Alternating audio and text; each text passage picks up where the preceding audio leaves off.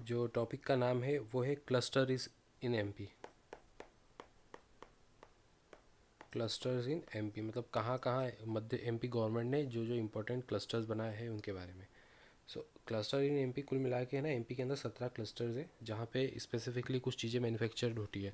For example अगर pharma cluster की बात करें तो फार्मा क्लस्टर जो है मध्य प्रदेश के शहर इंदौर में है। प्लास्टिक पैकेजिंग प्रोसेसिंग क्लस्टर ये भी इंदौर में स्थित है। और रिचार्जेबल टॉर्चेस का क्लस्टर ये इंदौर में है।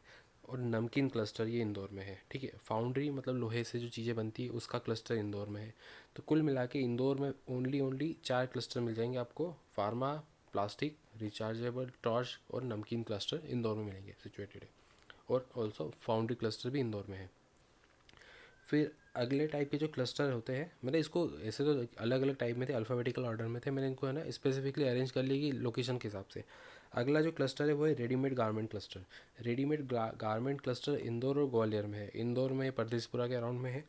और दूसरा जो एक क्वेश्चन आया था पीएससी के अंदर कि ट्रांसफार्मर एंड अलाई प्रोडक्ट का प्रोडक्शन का क्लस्टर कहाँ पे है। 4 ऑप्शन थे normally, Indore, Bhopal, Gwalior, Jabalpur kind of, है ना। तो इसका आंसर जो है ट्रांसफार्मर क्लस्टर और अलाइड प्रोडक्ट जो है वो ग्वालियर में मैन्युफैक्चर्ड होते हैं। सैंड स्टोन क्लस्टर ग्वालियर में है। कन्फेक्शनरी जैसे कि जो डेयरी प्रोडक्ट्स में जो कन्फेक्शनरी की चीज़ें होती है ना, जैसे बेक समोसा और ये सब का ग्वालियर में क्लस्टर है। पोहा क्लस्टर उज्जैन में है, इंदौर में नहीं है। पोहा क्लस्टर आपका उज्जैन में सिचुएटेड है। पीथमपुर ऑटो क्लस्टर पीथमपुर धार में है।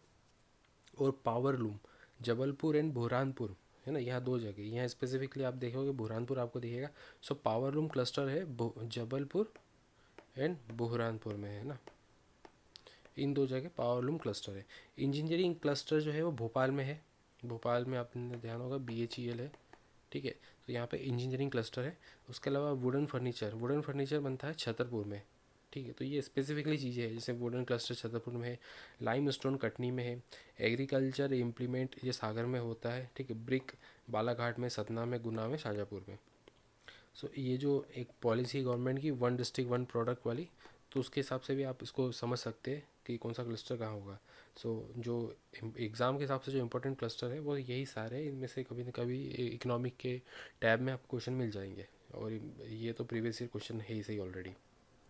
ठीक है, फिर एक बार रिवाइज करते हैं। ब्रिक मतलब ईंट, ईंट बनती है अपनी बालाघाट, सतना, गुना, शाजापुर में। और एग्रीकल्चर इम्प्लीमेंट मतलब एग्रीकल्चर से जुड़े जो सामान होते हैं उनका प्रोडक्शन होता है सागर में। लाइम स्टोन चूना पत्थर कटनी। Wooden furniture Chhatarpur. ठीक है, engineering Bhopal. Power loom power loom Jabalpur और बुरहानपुर में। और अगर अकेला बुरहानपुर में ही पावर लूम होता है। ठीक है, पीथमपुर ऑटो पीथमपुर धार में। पोहा उज्जैन में। Confectionery Gwalior. Sandstone Gwalior. Transformer allied product Gwalior. Readymade garment Indore. Namkeen Indore. Foundry Indore. Rechargeable torch Indore. Plastic packaging Indore. Pharma cluster Indore and all kind of cluster in Indore. So ये रहे हमारे टॉपिक एमपी के। अब आते हैं एमपी का जो ओल्ड इकोनॉमिक सर्वे था उससे रिलेटेड क्वेश्चन। कुछ फैक्ट वाली चीज़ें हैं। पहली औद्योगिक नीति मध्य प्रदेश की आई है 1972 में। ठीक है, उसके बाद कन्या साक्षरता प्रोत्साहन योजना वो जनवरी 2006 से ये लागू है। आत्मनिर्भर मध्य प्रदेश का 2021 का जो रोड मैप है उसमें ये बोला गया है कि 2024 तक 100% गाँव में पेयजल सुविधा होना चाहिए। करंटली जो आय है प्रचलित दरों पे 1,40,583 आय है। और जो बेस ईयर अगर अपन 2011-12 लेते हैं तो उसके हिसाब से जो आय होती है मध्य प्रदेश के नागरिकों की प्रति व्यक्ति आय वो है 65,023 रुपया।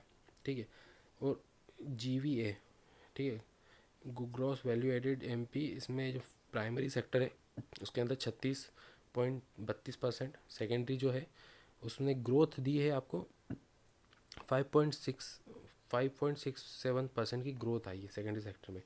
ठीक है, प्राइमरी सेक्टर में 5.24% की ग्रोथ है। सो ओवरऑल जो ग्रोथ है वो यही रही है। ठीक है, अब 2022 में MP ने स्टार्टअप पॉलिसी शुरू करी थी। स्टार्टअप पॉलिसी 2022 में शुरू करी थी। फैक्ट टाइप के क्वेश्चन है ये। फिर नीति आयोग इंडेक्स हमको ये पढ़ना है। ठीक है, उसमें नीति आयोग इंडेक्स में है ना, इंडिया इनोवेशन इंडेक्स III, इसमें MP की रैंक जो है 13 है, 13वीं रैंक है। ठीक है, और जो नीति आयोग का जो गरीबी वाला सूचकांक है उसमें MP की रैंक है 4th। ठीक है। अब आपको ध्यान होगा कि अपने जो सिलेबस के अंदर ये भी चीज़ हुई है, S T sustainable development goals, उसका जो स्कोर रहा है, ठीक है, उसमें इंडिया की क्या मतलब क्या कितनी वैल्यू मिली है। तो अभी जो 2020 में है उसको 62 मार्क्स मिले हैं, ठीक है। उसके हिसाब से इसको एक स्पेसिफिक राज्य का दर्जा उस कैटेगरी में भी आया है ये एमपी, ठीक है। तो एक और फैक्ट है, फर्स्ट ग्रीन सेज जो पीथमपुर में है, ठीक है, और बरगोदा ये भोपाल में भी ग्रीन सेज है, ठीक है।